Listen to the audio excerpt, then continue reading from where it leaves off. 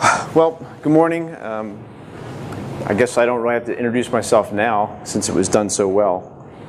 I'll use notes because there's some things I don't want to miss, and sometimes if I just talk, I'll go back later and I'll be regretful that I missed this and I missed this.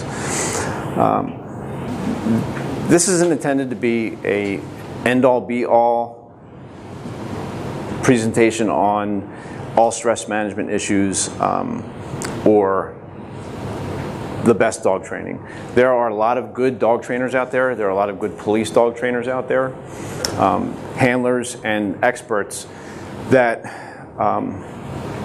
do a really good job. And I will freely admit that I will steal things from people that are good. And I think most people who are in this field will always learn from other people. And so when I watch other people, I take things from them. I will give them credit when I can, but really that's the best way I found to really become like a pretty well-rounded person in this field. Old school, not necessarily a bad word.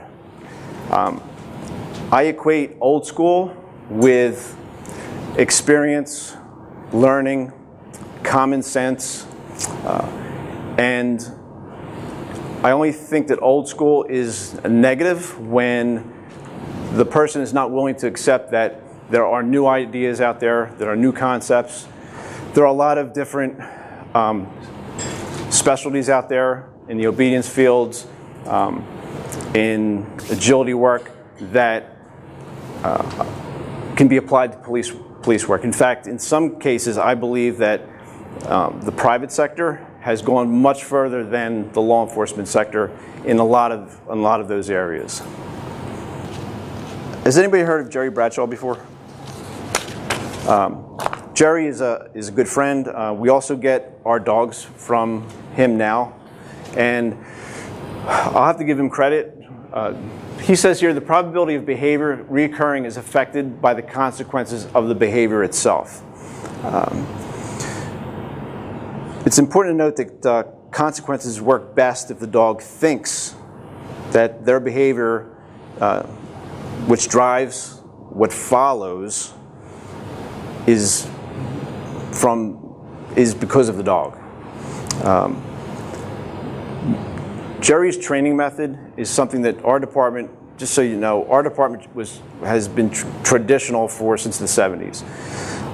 We recently changed a lot of our training methods based on motivation versus compulsion. And a lot of this I'm telling you now is kind of a compulsion foundation now, and I'll kind of switch over to the motivational.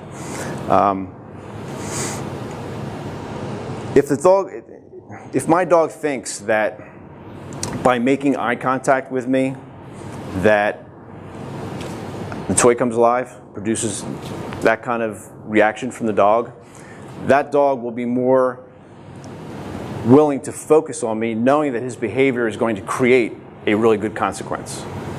Versus, I want my dog to focus on me, so I'm going to tell him to focus, or I'm going to tell him to look, and he doesn't do it. So what I'm going to do is I'm going to give him a little correction, and then the correction cue becomes the cue for him to look at me.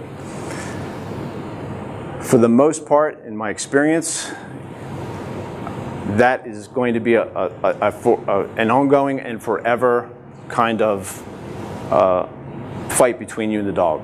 The dog may or may not learn to look at you, but there's a willingness to play, produce that toy and play, versus I'll wait for the cue of being corrected, and then I'll look up, like, what's next for me. But during the initial stages, the handler's role is minimal. We want the handler to be a source of what's the word I'm looking for? Support. So we want that handler to be a support and not something that the dog has to have anxiety, nervousness, or anything else about. So if I'm the handler and I'm always delivering the yelling, the no, the correction, the dog is going to be like, you know, I don't have to worry about the bad guy. Now I have to worry about this guy behind me yelling and screaming. So